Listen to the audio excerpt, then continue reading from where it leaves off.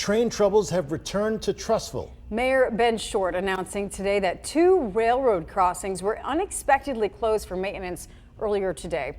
WVTM 13 Zoe Blair has been there since we first heard of these closures, and she's joining us live this evening. Zoe, what can you tell us?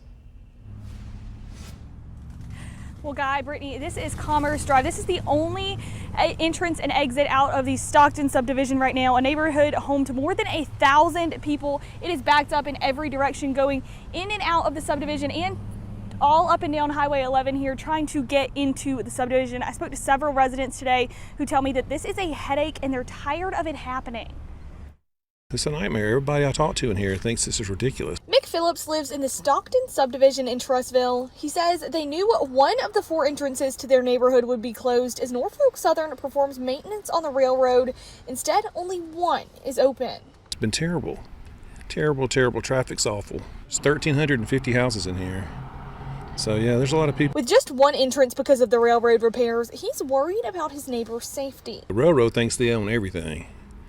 You know, and it's not good for us.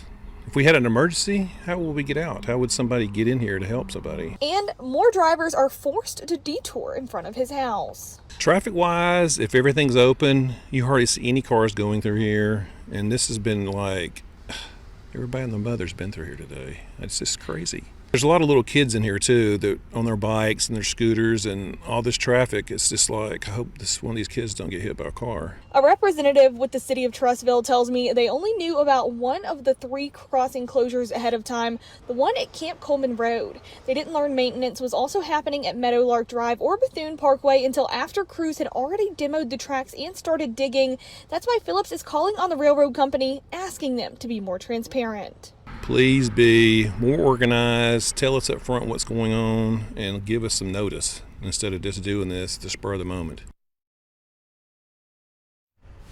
Now, according to Trussville Fire, Camp Coleman Road should be reopened tomorrow. The Bethune Parkway and Meadowlark crossings should hopefully be reopened on Friday. Now, I reached out to Norfolk Southern, and I actually, in the last 20 seconds, received a response from them.